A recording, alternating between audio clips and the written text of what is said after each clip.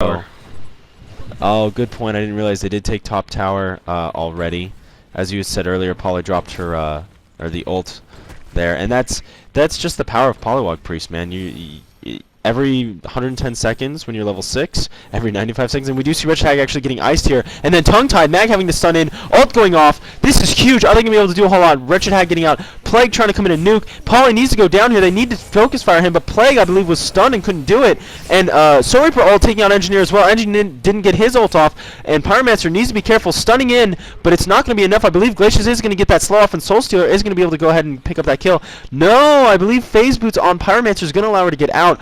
This is why, ladies and gentlemen, Phase Boots is so common in the current metagame. Mag actually putting back in stunning, but I think that was kind of a blunder there. UQ, he needs to be careful. He needs to get out. Soul Stealer probably going to use one more nuke or just a couple auto attacks, and there he goes. Magnus is down. The Plague coming in, nuking, getting a kill. I don't believe his ult was used in that situation. No, it is not. His ult is still up, but action subsides, and I couldn't quite remember. I believe it was a 3-1 in favor of the Legion side there. Magnus did go down, but no, actually, I believe it was a 2-1 because Engineer was the only one that went down for Hellborn that's not currently dead. So 2-1 in the favor of Team 5.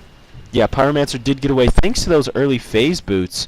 In Dota, you're not going to see, Phase Boots that fast. You're going to see probably more Bracer-oriented build. But in HoN, you see so much of the game revolving around quick Phase Boots for the, the in-and-out ganking potential and such. What do you think of getting Phase Boots? And Pyro actually does have a Bracer on him. But, do you like the style that's played in HoN where it's a bit faster, it's a bit more Phase Boots oriented, or do you feel teams should maybe be thinking about going a couple extra HP items? Well, like, I personally, yeah, I really like, people rushing Phase Boots because it's just more action, really. It's better to watch, regardless of, which is what you think is better. Like, it really depends on Pyromancer. I think rushing Phase Boots is great. I was actually going here on Glacius and bottom. I'm sorry to cut you off there again. But we do have some action here on bottom. Con, go ahead and take this for me. Well, just as you say that, it looks like everybody's running away. Yeah. Yeah. Looks like they don't want to commit to that tower in with those 2 TPs, I think it was, or was it just Demented? I think it was just Demented Shaman. Still, the fact that Polly can come in, I think they really don't want to push towers without knowing that Polly's not just going to press Alt-W and click on the bottom tower and essentially destroy them all. Yeah, just make another tower. And now we see this bottom tower is pretty low at the moment.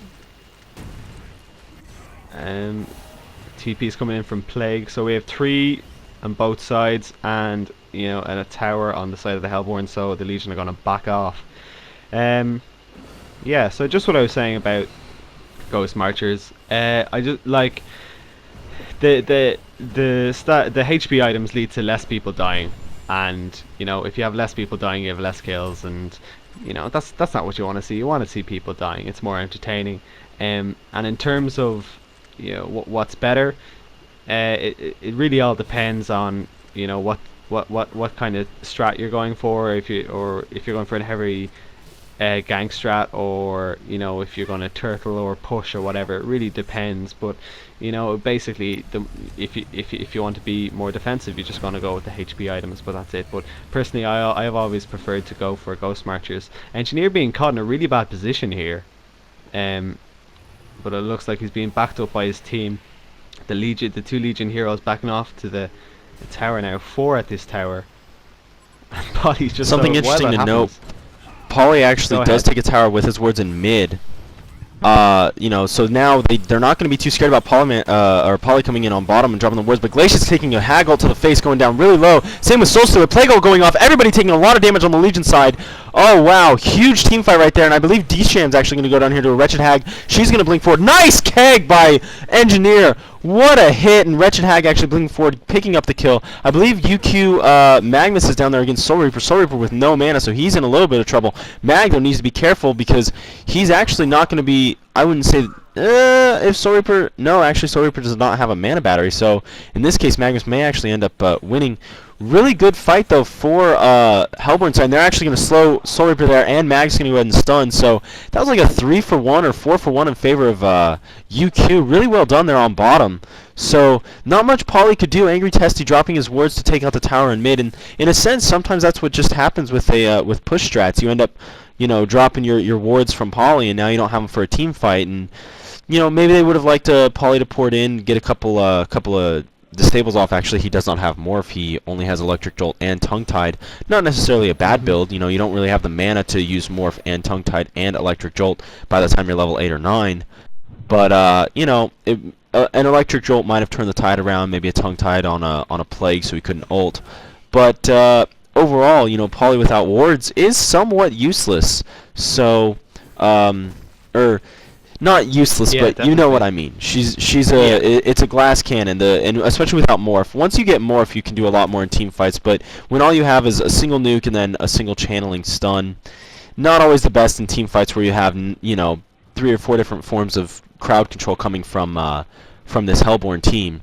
So maybe that's why he elected not to do much, and we actually see him farming a lot more than actually being as a part of this team, which is not necessarily a bad thing. Staff of the Master, by the time you are level 16, and it's just huge. I mean, especially if you can get it by the time you're like level 11. There we go. We see the wards on bottom at that defensive tower. Keg going off, though. Paulie needs to be careful there, although I don't believe he's in a whole lot of trouble, especially with Demented Shaman coming in here. And D-Shame actually it was actually Electric Jolt picking up all those creep kills.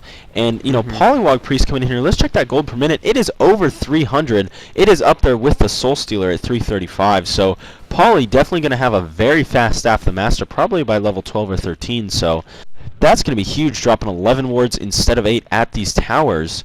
And with all 3 outer towers being pushed, we do see 5 taking a pretty huge gold lead by about 6,500. Then the experience lead, though, slightly in 5's favor. That's at about less than 1,000, about 700. So, Colin, talk to me about anything you see in this game, how it's going to develop, and you know what you think the next 5 to 10 minutes are going to look like. Well, let me just look at how close Polywog is to the Staff of the Master. So he's about 2k to go. I think, you know, he's doing a really great job. His ward placements are really being pivotal. When he took out that mid tower, but like he essentially caused a 4v5 team fight in bottom tower. But it really wasn't a big deal. I mean, they conceded two deaths, but they didn't even, the Hellborn side didn't even get the tower. And then, you know, wards was back off cooldown again, and they took out the top tower, and then they took out the he just went and killed the bottom tower. The top tower is dead, and like just because of Polywog, there are 3 towers up, and Polywog is, you know, very close to his Staff of the Master at the moment. And I think Polywog, he's just so strong right now. I know that we've discussed it in the past, the way when you get into when you can start pushing these racks and you start placing those wards in the base, you know, they just start falling down, and even if you lose the team fight, you can still get a tower out of it, just because of Poly's wards. So, I can't see UQ really have to be. They're going to really have to initiate these team fights outside their bases and away from buildings, so Polywog's wards can't do damage to those buildings. That's going to be a really important aspect of that. So Magnus getting a portal key is going to be a really pivotal point, I think, in this game. And yeah, and you know, Magnus's ults a good initiation from Magnus ults can really derail this we do see some action on bottom, actually, and Engineer, what a line of sight kite! He was dead. Soul Reaper had him 100% done for. Soul Reaper goes to ult. He jukes behind the tree to the right, blows his ultimate, and runs away. Engineer unbelievable map awareness and just knowing every little juke spot to cut line of sight, making sure Soul Reaper did not come in and pick him off, because Soul Reaper, man, I'm telling you, Tobacco could taste Engineer blood on his tongue. It was so close. Engineer's somewhat overplaying, thinking his turret and his overall attack was going to be a lot stronger. His keg, I don't remember if it hit or not, but you know, Engineer's sitting there, oh, I got this, and then all of a sudden, oh, I'm at half health against a level 11 Soul Reaper. I need to be careful, and just such a great line of sight juke on that ult. Soul Reaper's ult, for those of you that don't know, does have quite a long animation time. It's not absurdly long,